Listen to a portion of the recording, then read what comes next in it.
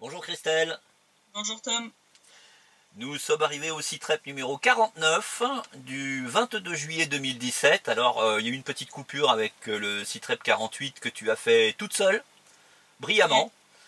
Voilà. Et on reprend la formule habituelle sur ce qui concerne les activités, les problèmes et la politique, l'économie dans le Donbass. Et c'est toujours aussi lourd, hein, toujours aussi catastrophique. Hein. Je te laisse la parole parce que là. Ouais. En effet, puisque durant la semaine écoulée, l'armée ukrainienne a violé le cessez-le-feu en République populaire de Donetsk à 298 reprises, soit 19% de plus que la semaine passée. On était à 251 la semaine passée. Au cours desquels 1092 projectiles d'un calibre interdit par les accords de Minsk ont été tirés. Donc je rappelle artillerie, mortier, roquettes de lance-roquettes multiples et chars d'assaut. Donc là on est quasiment au double par rapport à la semaine dernière. Donc c'est quand même assez énorme. C'est pas des petites bestioles ça, hein? Non. Durant les dernières 24 heures, 45 nouvelles violations sont venues se rajouter. Ces tirs ont touché au total cette semaine 34 localités de la République, là aussi en hausse. Ça commence à faire beaucoup quand même. Ces tirs ont fait un mort parmi les civils, une femme et 6 blessés, ainsi que 8 morts et 5 blessés parmi les soldats en République populaire de Donetsk.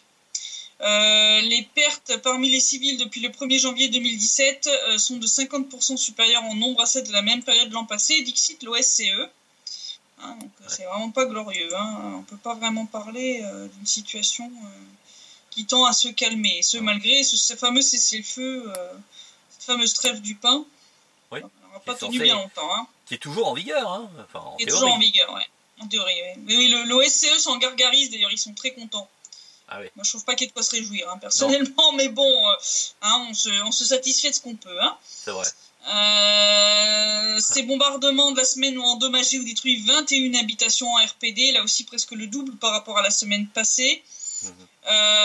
Ils ont aussi endommagé des sous-stations électriques, privant de courant les localités de Leninskoye, Dzержinskoye, Kominternovo, Novaya Tavria et Zaïchenko, dans le sud de la RPD. Donc, tout ce triangle-là qui est dans le sud de la République populaire de Donetsk. J'ai déjà été plusieurs fois. Oui. Les localités les plus touchées ont été les districts de Petrovski, Kievski et Kuibyshevski à Donetsk, ainsi que les localités d'Alexandrovka, Yasinovataya, Dokuchaevsk et Leninskoye. D'accord. Voilà, ça reste plus ou moins les mêmes d'une semaine sur l'autre. En termes d'armes lourdes, l'OSCE a enregistré l'absence de 17 armes lourdes dans les entrepôts ukrainiens, 8 lance-roquettes multiples BM-21 Grad de 122 mm, 4 chars d'assaut T-72 et 5 obusiers automoteurs AK-7 152 mm.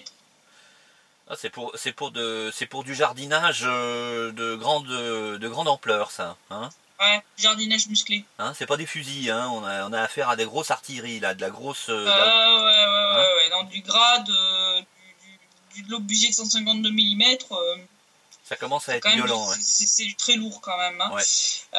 Côté ukrainien, il y a eu aussi des pertes très lourdes cette semaine, avec 11 morts parmi les soldats depuis mercredi, d'après les sources officielles ukrainiennes. Donc en vrai, les chiffres peuvent être 2 à 3 fois plus élevés. Ouais. 6 seraient morts et 2 auraient été blessés jeudi près de Donetsk. 3 seraient morts après avoir roulé sur une de leurs mines. Bon, ils ne disent pas que c'est une de leurs mines, mais enfin... Ouais. On va pas installer des mines de leur côté, donc au nord-ouest de Lugansk. 2 autres soldats seraient morts mercredi au nord de Donetsk. Donc bon. Forcément, depuis qu'ils recommencent à attaquer, puisque bon là les bombardements reprennent quand même bien, forcément leur perte augmente avec. Ils sont là en train de jouer genre ça vient d'attaque de la RPD. Vu le nombre de pertes civiles de notre côté, ça a été plutôt la thèse inverse quand même. Voilà. Et il faut rajouter à tout ça les 7 soldats blessés à Peski lors de bagarres entre soldats alcoolisés. Et alors, je précise, la source, c'est quand même la chaîne 112, qui est une chaîne TV ukrainienne quand même. Donc, c'est que ça commence à devenir tellement évident que les mecs, ils arrivent même plus à le cacher, quoi. Ouais. Voilà. Les tirs sous faux drapeau continuent aussi côté ukrainien. On avait parlé de plans, de nouvelles provocations. On a un peu plus de détails. Donc il semble qu'à Marinka, un groupe de journalistes est arrivé dans la zone de responsabilité de la 92e brigade mécanisée pour enregistrer les résultats de soi-disant bombardements de la localité par l'armée de la RPD.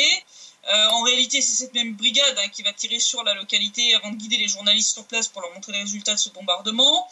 Un scénario similaire est prévu par la 72e brigade à Avdiivka. Ils sont abonnés à Avdiivka. Oui. Non, mais c'est de toute façon, il faut craindre des false flags, quoi qu'il arrive à l'avenir, parce que en Ukraine, ils peuvent pas rester en l'état comme ça. C'est pas possible. Indéfiniment, c'est pas possible. L'autre tactique favorite des commandants ukrainiens, utilisée depuis longtemps d'ailleurs, c'est de placer l'artillerie et de tirer avec depuis des zones résidentielles. Donc, entre autres, ce genre de méthode a été enregistré à Krasnogorovka, où les unités de la 55e brigade d'artillerie ont bombardé le territoire de la RPD depuis les quartiers civils, en espérant que la RPD allait bien sûr tirer en retour.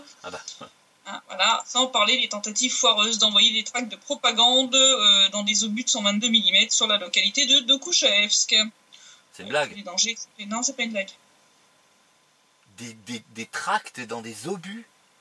Mais ils sont complètement à la masse, les mecs. Alors là, il faut avoir, excusez-moi du terme, mais un niveau de connerie stratosphérique, Ouais. Ou un cynisme crasse, c'est, je veux dire, là, les deux. Oui, ou les deux, ouais. Mon capitaine. Ou les deux. Ah, mais c'est magnifique. Hier, les forces armées ukrainiennes ont carrément ouvert le feu près de la conduite d'eau de Yuzhno-Donbass, près de Yassinovataya, donc cette fameuse conduite d'eau dont on a déjà parlé plusieurs fois, qui a été ciblée à de nombreuses reprises par l'armée ukrainienne, ainsi que la station de pompage qui se trouve à côté, ouais. Et ce, en pleine inspection par le chef adjoint de la MSS de l'OSCE, ce cher Alexander Hoog. D'après le CCCC, le tir a été mené à coups de mortier de 120 mm. Des obus ont même touché la station de pompage. Le but aurait été bien sûr d'effrayer l'OSCE. Les forces armées ukrainiennes ont aussi tenté de capturer le drone de l'OSCE qui volait dans cette zone en utilisant un système radio. La tentative a échoué. Un autre drone de l'OSCE lui s'est retrouvé carrément sous les tirs de l'armée ukrainienne. Non, ce qui est intéressant dans cette partie de ton site web, c'est que, en plus du reste, c'est que normalement, les premiers bombardements ukrainiens contre des installations civiles, que ce soit le traitement de l'eau, l'électricité, mais surtout de l'eau, tu vois, parce que ça c'est vachement important que les gens puissent boire. Bien sûr. Les gens résistent beaucoup plus en ne mangeant pas qu'en ne buvant pas. Donc, tu tiens 3 jours sans boire, 3 semaines sans manger. Voilà. Donc ça veut dire que tout simplement, ils osent bombarder, même en présence du responsable de l'OSCE, qui normalement aurait dû, dès les premiers bombardements de ces installations-là, pousser un hurlement en disant c'est un crime de guerre et ça doit être jugé très rapidement pour éviter que ça recommence. Et là, ils ont le toupet de le bombarder, lui, à proximité de ces installations-là. C'est dire à quel point, soit l'OSCE est complètement complice, en tout cas totalement passive par rapport à ces crimes de guerre-là, ou en tout cas... justement, puisque donc moi je me suis farci quand même leur rapport qu'ils ont enfin pondu tardivement aujourd'hui, et la conférence de presse de ce cher Hoog hier à Donetsk, oui. Ils ont à peine moufté sur cette histoire. Ils ont parlé des tirs sans mentionner que c'était en plein pendant qu'ils étaient là. Ils n'ont pas dénoncé plus que ça. C'est grave, c'est très grave. Ils ont mentionné en mode oui, alors ils ont tiré sur le truc, il y a eu des tirs sur le truc, c'est pas bien. Oui, enfin bon, déjà explique que tu te trouvais côté RPD, que les tirs venaient de l'armée ukrainienne. Remets un petit peu en contexte, mon gars, ça s'appelle des faits. Oui. Ils n'ont pas moufté, alors que par contre, ils se sont plaints de problèmes pour franchir le checkpoint de Novoazovsk. Donc, il faut savoir que sur les grandes routes, ici, il y a quand même un certain nombre de checkpoints. En plus des points de passage de la ligne de front, il y a aussi des points de passage, des points on va dire de surveillance sur les grandes routes, Bah oui. Vérifier qu'ils circulent, qu'il n'y ait pas des groupes de diversion ukrainiens, ce genre de truc. Oui, oui. Parce que Novoazovsk, c'est quand même pas très très loin de la... C'est une grosse ville qui est quand même pas très très loin de la ligne de front, quelques dizaines de kilomètres. Donc après cette énième plainte, alors qu'ils n'ont pas moufté sur le fait qu'ils se sont fait tirer dessus et qu'il y a eu des tirs sur la station de pompage, Denis Pouchilin, le négociateur en chef à Minsk et président du Parlement des RPD, a dénoncé ce double standard et a fait une déclaration fracassante aujourd'hui selon laquelle désormais l'OSCE franchirait les checkpoints comme tout le monde, c'est-à-dire en faisant la queue. Je sens qu'il va encore nous faire une bonne crise d'hystérie. Oui, mais non, c'est mérité, parce que je veux dire, là, normalement, ils assistent à un bombardement de la part des Ukrainiens. C'est des preuves flagrantes, ça. C'est incontestable. De toute façon, c'est une manie chez eux, hein, de renvoyer dos à dos les deux parties, alors qu'on n'est pas du tout à égalité dans les torts. Et ça commence vraiment à devenir lassant. Donc là, il semble qu'ils sont arrivés au bout de la patience des autorités de la RPD. Donc bon, j'ai fait tout un article là-dessus que je viens de publier aujourd'hui. On mettra le lien pour nos auditeurs. Oui. Mais je les encourage à aller le lire. Ça rappelle quand même le nombre de bourdes pour rester, on va dire, diplomatique, pour pas dire autre chose, de l'OSCE, ici, qui là se sont accumulés dans des proportions absolument stratosphériques. Et bon, bah là, il semble qu'ils ont atteint les limites. Là, hein. Là on va la cruche à l'eau, qu'à la fin, elle se brise, et puis bah là, elle vient de tomber dans la fontaine. Hein. Autre petite information, très récemment cette semaine, les unités de reconnaissance de la République populaire de Donetsk ont enregistré le départ des unités, des fameux bataillons néo-nazis ultranationalistes de la zone de l'opération antiterroriste. Donc d'après les informations dont dispose l'armée de la RPD, ces groupes sont en train d'être rassemblés à Kiev et dans ses environs. Bassourine a tenu à rappeler que de tels regroupements avaient eu lieu à Kiev à l'hiver 2013-2014 au moment du coup d'état du Maïdan. La seule différence étant qu'à l'époque ces groupes n'avaient pas autant d'armes et de munitions qu'ils n'en ont actuellement. Donc ça a l'air d'accréditer la thèse dont a parlé Alexandre Zakharchenko quand il a fait sa déclaration fracassante de la semaine, dont je vais parler un petit peu plus loin, quand il a dit qu'il y a un coup d'état néo-nazi qui est en train de se préparer à Kiev. Là, si les bataillons néo-nazis sont rassemblés là-bas, ça a l'air d'accréditer cette thèse quand même. Ça signifie que si une chose pareille arrivait, compte tenu de l'implication des États-Unis et des Européens dans le régime ukrainien, enfin, aux côtés du régime ukrainien, c'est-à-dire que s'ils laissent faire, c'est qu'ils sont cautions de ça, de toute façon, je veux dire, depuis le début, il couvre ce fait, je veux dire, on l'a bien vu avec tous les journalistes français des mainstream médias qui nous juraient la main sur le cœur que non, c'était pas des néo-nazis et des bandéristes qui avaient pris le pouvoir en Ukraine. Bon, je veux dire, il n'y en a pas un qui avait moufté quand Andrei Paroubi, le fameux fondateur de Svoboda, était devenu président du Parlement. Enfin, je veux dire, allô. Non, mais c'est des preuves qui s'accumulent et qui vont coûter très cher aux pays occidentaux qui se sont immiscés dans cette affaire-là. Hein. Ça, c'est très simple. Côté armée ukrainienne, toujours, on avait parlé des petits business lucratifs sur la ligne de front. On en a découvert un nouveau. Alors ça, c'est quand même épique parce que là, c'est un business lucratif entre militaires. J'explique. Alors, les militaires ukrainiens n'hésitent maintenant pas à vendre lors des rotations des changements d'équipe, quoi. En fait. Des changements d'équipe. Ils n'hésitent pas à vendre à la nouvelle équipe qui arrive les positions en échange de vodka et de grenades. Voilà. Donc ça, c'est le porte-parole de la milice populaire des RPL, Andrei Marochko, qui a révélé ce petit business. Donc en fait, quand certains militaires ukrainiens ont des positions bien équipées ou qui viennent de se rapprocher encore un peu plus de nos positions, parce que ça aussi, ils se rapprochent. La zone tampon, elle devient de plus en plus petite. Ouais, la zone grise. Quand les nouveaux confrères arrivent, les militaires ukrainiens leur vendent ces positions bien équipées ou bien placées. Donc de pareils marchés, donc le prix varie de quelques caisses de vodka et une boîte de grenades jusqu'à 10 à 15 000 grivnia, soit 336, 504 euros. Voilà. Donc ça a été révélé suite en fait à un incident où les soldats de l'unité des forces armées ukrainiennes ont refusé de marchander et d'acheter à une autre unité leur position près de la ligne de contact.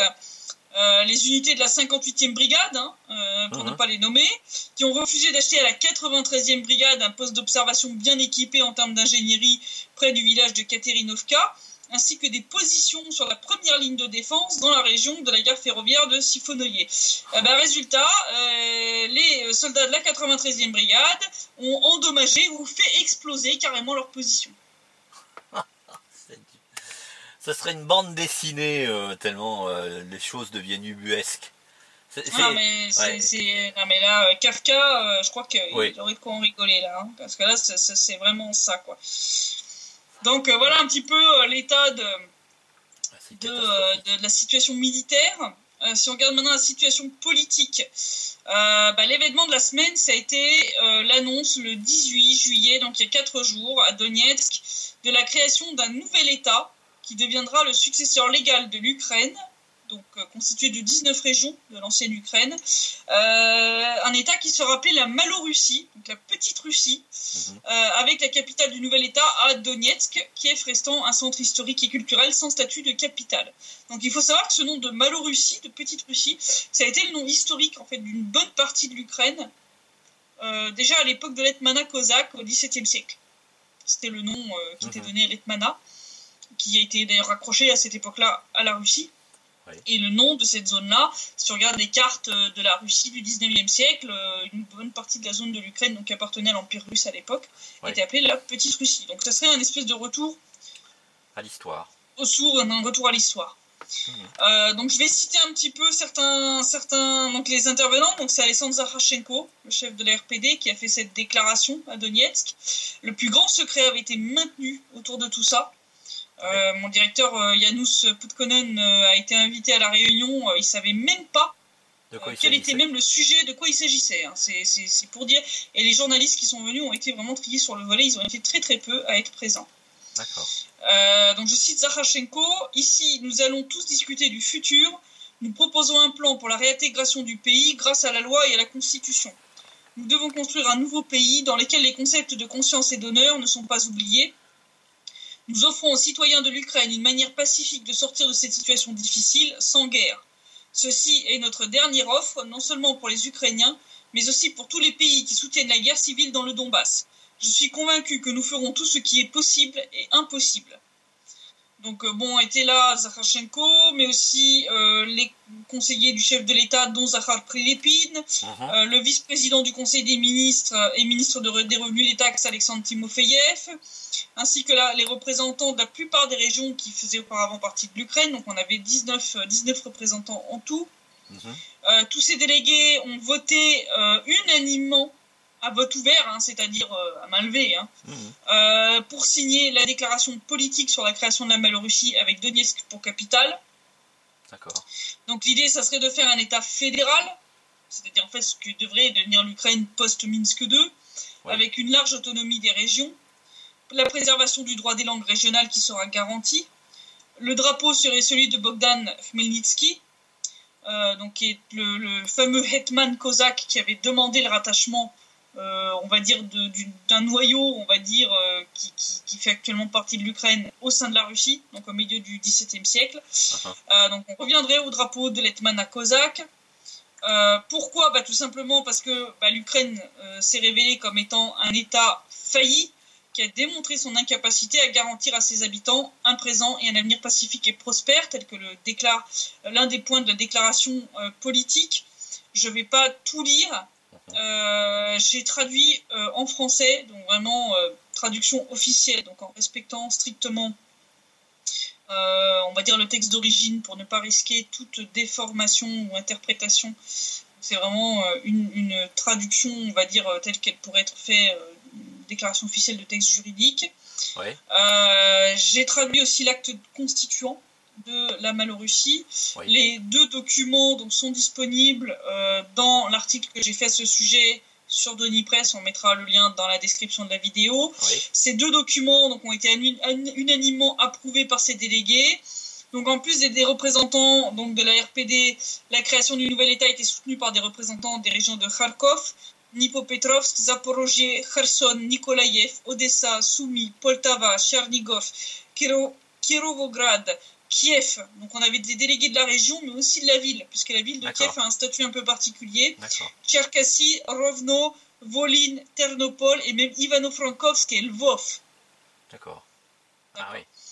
Donc voilà, donc j'encourage les auditeurs à aller lire la totalité de la déclaration politique et de l'acte constituant, qui sont sur le site de Denis Press en français. C'est très instructif et c'est très intéressant. Ça en dit vraiment beaucoup sur ce projet. Il y a d'ailleurs eu beaucoup d'affirmations autour de cette annonce, beaucoup de spéculations. Entre autres, le fait que la République populaire de Lugansk n'était pas au courant, n'a pas été invitée à cette réunion. Très sincèrement, je ne sais pas pourquoi. C'est assez étrange. Je pense que c'est lié vraiment au très grand secret qui a voulu être maintenu. Ouais. Bon. La Russie a... C'est assez rigolo, la réaction de la Russie, puisque le Kremlin a joué le no comment. Oui. Surkov, qui est l'un des conseillers principaux de Poutine, a joué bon, c'est une utopie, machin. Mais en même temps, c'est pas une idée complètement farfelue. Léonid Kalachnikov, lui qui est le président du comité de la CEI à la Douma, pareil, a joué un bon en tant que chef du comité de la CEI. Je peux pas approuver ça, faut coller aux accords de Minsk, mais en même temps, je peux pas fermer les yeux sur le fait qu'ils ne sont pas appliqués par Kiev et que donc on se retrouve dans une impasse et que l'idée est plutôt bonne, que ça permettrait de sortir du merdier. Et en tant qu'être humain, en tant que député et en tant que communiste, j'ai toujours dit que la Russie aurait dû reconnaître la RPD et la RPL. Donc on se retrouve avec un espèce de bon, ok, d'un côté on peut pas soutenir le truc, mais enfin en même temps il n'y a pas d'autre solution, tu vois.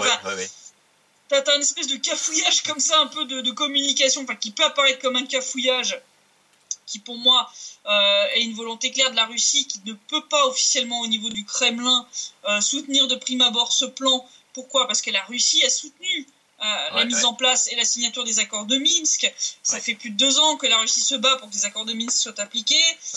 Donc aujourd'hui, ils peuvent difficilement dire bon voilà, s'ils disent on fout en l'air les accords de Minsk et puis on prend ce plan là qui reprend en réalité une bonne partie des accords de Minsk,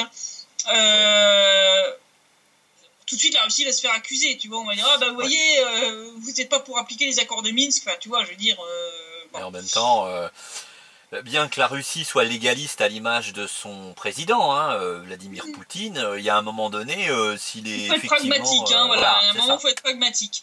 Donc, je pense que ils sont en train, en fait, la Russie est en train de laisser l'idée germer et faire son petit chemin. Et puis, au moment où, il y aura pas d'autres solutions, ce sera ramené en avant en disant écoutez, finalement faut peut-être en venir là, les accords de Minsk sont morts, en gros ils vont attendre que quelqu'un d'autre dise que les accords de Minsk sont morts avant de pousser cette option là. Je pense que voilà, donc il y a eu beaucoup d'analyses, beaucoup de spéculations, les gens ont beaucoup commenté tout ça, ça a fait beaucoup de buzz, beaucoup de gens qui ont sorti que c'était complètement délirant, mais en fait quand on regarde ça, quand on analyse ça froidement, ça n'a rien de farfelu. Je pense déjà que cette annonce elle avait plusieurs buts.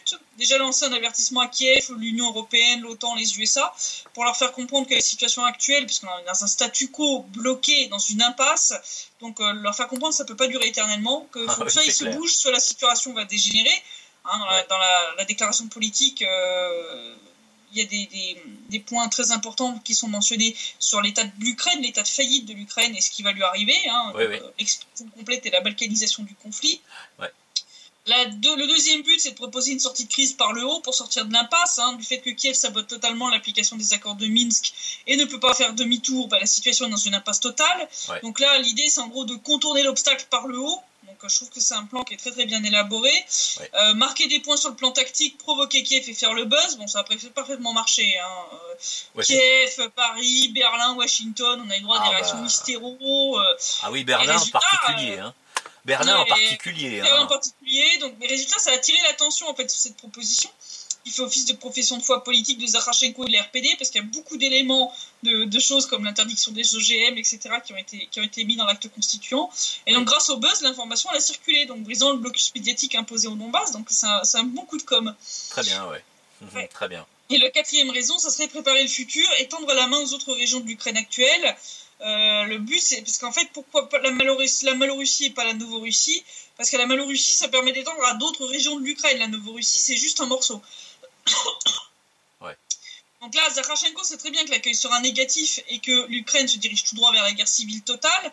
Avec ce projet, en fait, il prépare déjà l'après-guerre civile en commençant à préparer les esprits à cette possibilité. C'est-à-dire qu'une fois que les Ukrainiens sont totalement dans la merde jusque-là, ils commenceront à se dire que le projet Malorussie, finalement, c'était pas une mauvaise idée. Oui. Surtout les gens qui habitent dans les régions qui ont été définis par Zakharchenko, par le président Zakharchenko, comme étant susceptibles de rejoindre la Malorussie.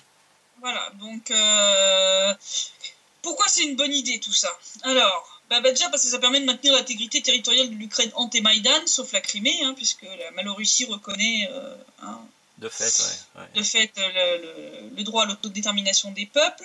Donc ça évite l'éclatement du pays, ça évite le chaos qui s'en suivrait, ça permettrait aussi de calmer l'UE, l'OTAN et les USA en montrant que la Russie n'a pas de velléité d'invasion ou d'annexion de l'Ukraine, puisque ce serait un pays indépendant, souverain et non aligné.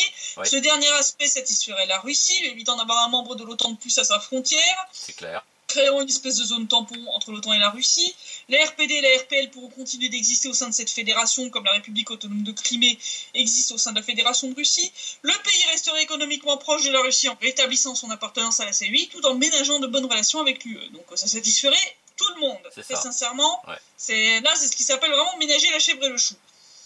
Ça impliquerait aussi la plus grosse partie des accords de Minsk, puisque après 3 ans de guerre, la population du Donbass ne peut pas retourner sous le drapeau et le pays qui les a bombardés, ça peut se comprendre.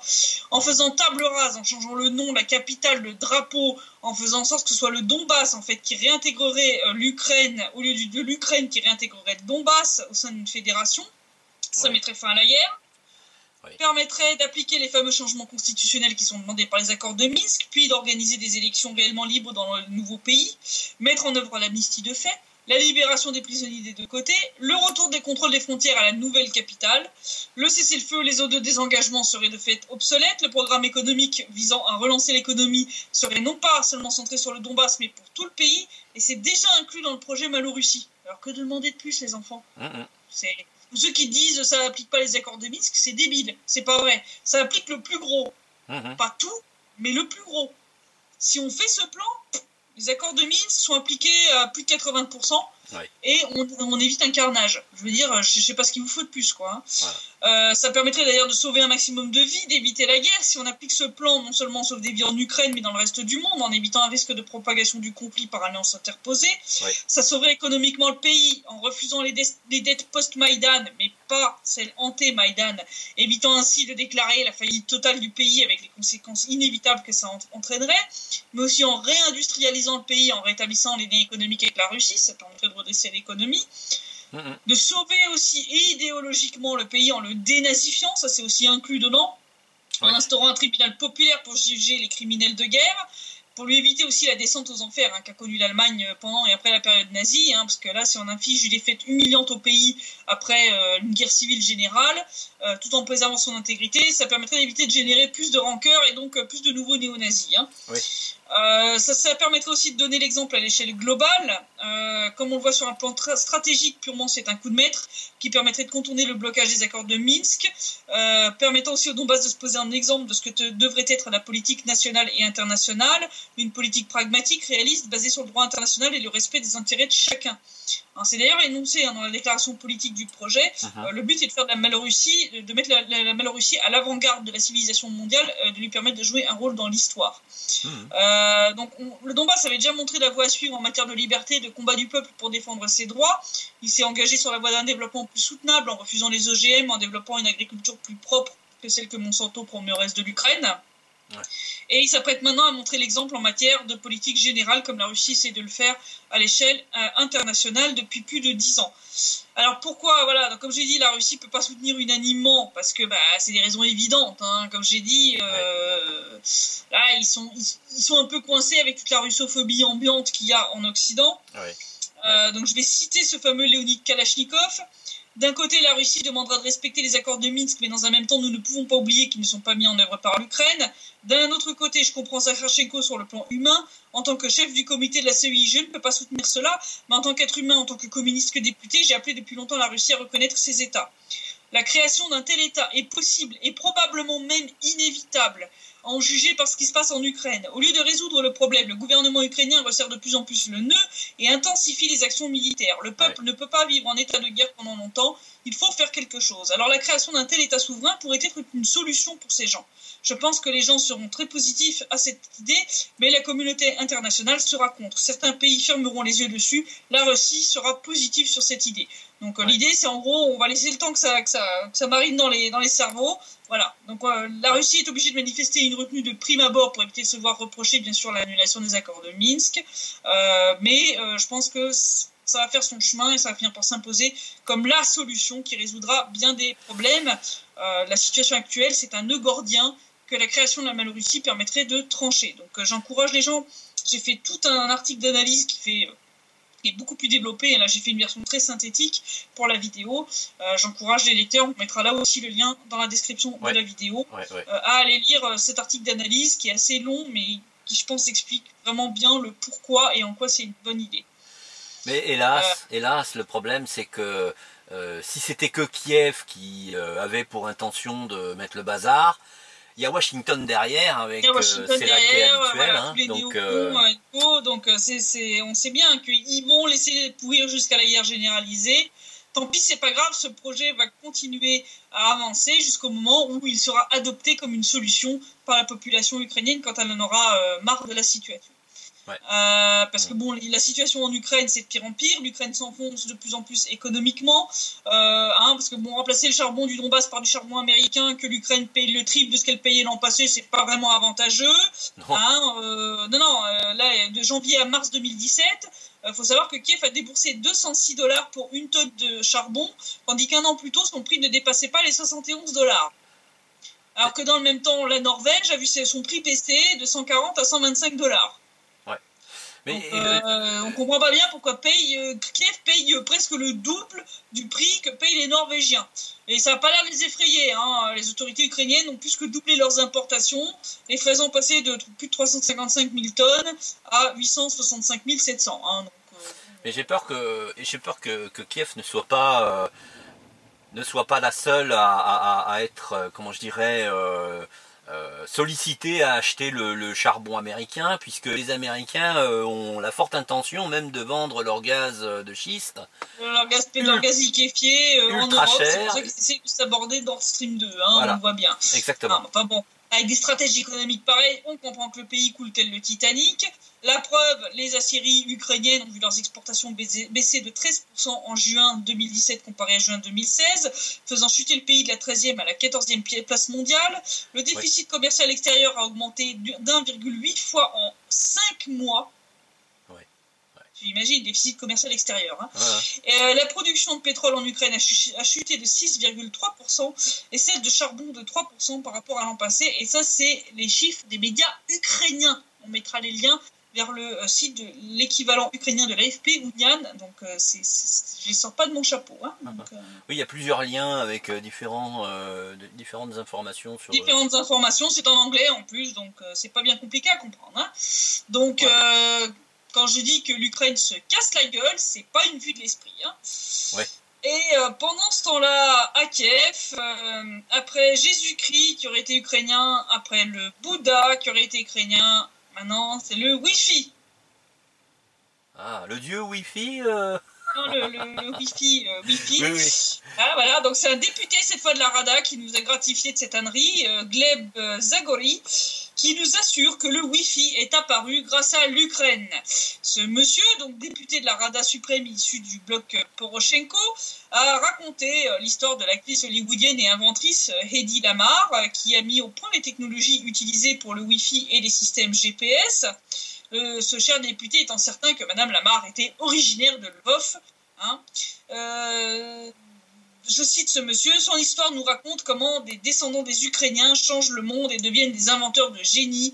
Il est même parfois difficile d'évaluer où le talent ukrainien a eu son effet sur l'histoire. Bon, il s'est fait un petit peu fait rattraper par les internautes qui ont quand même rappelé que cette madame, elle est née à Vienne, en Autriche, et qu'elle n'a jamais vécu à Lvov, qui était seulement la ville de naissance de son père. D'accord. Oui. Bah écoute, ils osent, ils ont plus que ça, C'est sûr qu'avec les soudards, les soulographes de néo-nazis qu'il y a sur le front du Donbass, ils en ont une fierté mesurée, je dirais, hein, et Voilà. surtout que ça fait pas bien sur le plan international. Surtout à l'époque de la naissance du père de Madame Lamar, Lvov n'était pas en Ukraine. Ah non, c'est clair. Ouais. Ça n'avait rien à voir, oui. Je sais plus si c'était polonais ou austro-hongrois. Ouais, l'un dans l'autre, c'était pas ukrainien. Donc, oui, dans tous les cas, oui. Donc, comment dire? oui, bah oui. Voilà où on en est. Non, mais je te dis, après Jésus-Christ et le Bouddha, maintenant le Wi-Fi, tout va bien. Mais, non, mais je te dis, bientôt ils vont nous dire qu'ils ont inventé l'écriture, que c'était pas les Sumériens. Enfin bon. C'est ça. Allô, est-ce qu'on pourrait arrêter les conneries à un moment, quand même, 5 secondes? Ben c'est du discours interne. Je pense que c'est des propos qui visent l'intérieur de l'Ukraine, ça, histoire de. Mais bon, la propagande, c'est bien que c'est gros plus ça passe, mais enfin là, quand même. Ça devient débile. Là, ça devient débile. Les gens, ils ont accès à Internet aujourd'hui. On n'est plus à l'époque de Goebbels, où les gens ne pouvaient pas facilement vérifier une information. Aujourd'hui, on est à l'heure d'Internet et de Wikipédia. Oui, absolument. Voilà, c'est ça comme ça. Donc, voilà un peu la situation. Bon, clairement, au vu de l'hystérie que la déclaration de Zarchenko a déclenchée, on s'attend clairement ici à de nouvelles tensions sur le front parce que on se doute bien que l'hystérie de Poroshenko qui a dit qu'il allait récupérer le Donbass et la Crimée, ça va pas se faire avec des moyens pacifiques. Hein. Ah bah c'est clair. Voilà, donc on se doute bien que l'armée ukrainienne va redoubler ses bombardements. Donc affaire à suivre,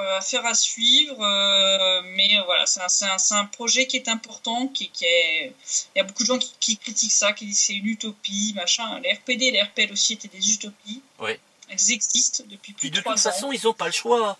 À un moment donné, il faut avancer, quoi. À un moment donné, il faut avancer. Donc, soit les Ukrainiens seront assez intelligents pour choisir cette solution plutôt que l'éclatement total du pays, soit ils le choisiront après, une fois que leur pays se sera transformé en Somalie version Bandéristan, quoi. Ouais. Voilà. Donc c'est le choix est entre leurs mains, entre les mains aussi des soutiens occidentaux qui veulent pas comprendre quels risques ils ont. Je dirais une fois qu'ils auront le Bandéristan en mode Somalie à leur porte, qui vont devoir défiler grâce au régime sans visa des hordes de réfugiés ukrainiens quand le pays se sera totalement effondré et se sera transformé en ce qu'on voit de pire dans les pires pays d'Afrique qui sont en guerre perpétuelle. Ouais. Bon, bah écoutez, ok, je veux dire, vous assumerez. C'est ça. Je veux dire, à un moment, il va falloir assumer les choix.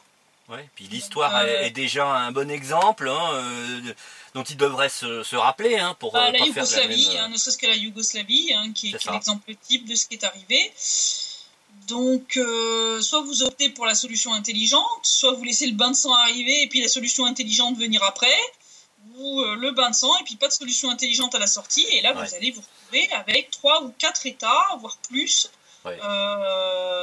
qui vont être totalement en faillite. Et toutes les dettes de l'Ukraine seront irrécupérables. Ça, je veux dire, à un moment, faut vous réveiller. Vous avez la chance d'en sauver une partie, de sauver une partie de votre mise. Voilà. Mais comme on n'est pas face à des gens pragmatiques, je ne m'attends pas à quelque chose de logique et de rationnel en termes de réaction. C'est bien dommage. Voilà, tant pis. Quand le pays se sera totalement effondré, les régions dotées de gens les plus intelligents se tourneront vers ce projet. La RPD s'est déclarée prête à aider à maintenir l'ordre dans les régions qui voudront rejoindre la Malorussie, avec donc une période de transition de 3 ans, durant lesquelles la Constitution devra être élaborée, soumise à référendum, après discussion au niveau local et régional. Donc on passe sur des principes de démocratie participative, et donc une période de transition de 3 ans pour arriver jusque un état de droit constitué, etc. Je trouve que c'est une très bonne idée, ça a été très bien pensé, franchement, contrairement à ce que beaucoup peuvent dire. Voilà, maintenant il reste à voir comment l'histoire va tourner, mais quand je vois ces groupuscules ultranationalistes qui se rassemblent vers Kiev, non, mais je là, dois avouer que je suis vraiment pas du tout optimiste pour l'Ukraine. J'ai des gens qui sont assez abrutis dans les commentaires, parfois entre autres sur Agoravox, qui viennent me dire que je souhaite l'éclatement de l'Ukraine. Pas du tout. C'est pas parce que je le prédis que c'est quelque chose que je souhaite, au contraire.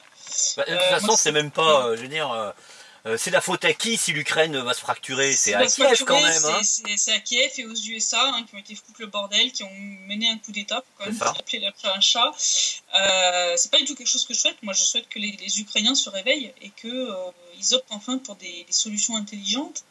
Puis c'est pas Christelle Néant qui bombarde le Donbass au point que les populations du Donbass en est à ce point ras-le-bol et surtout ne veuillent vraiment maintenant plus du tout revenir à l'Ukraine. Hein.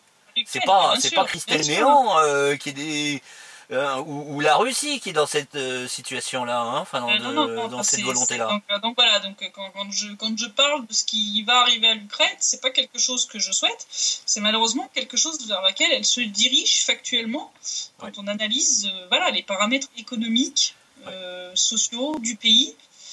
L'Ukraine va très très mal. C'est un mort-vivant. C'est un mort-vivant qui est maintenu en état de respiration artificielle. Le jour où l'Occident va débrancher la machine, le patient va mourir définitivement. Le cerveau est déjà mort, hein, l'électroencéphalogramme est plat. Voilà, donc moi ce que je souhaite, c'est un sursaut populaire. Ce que je souhaite, c'est que les Ukrainiens se réveillent.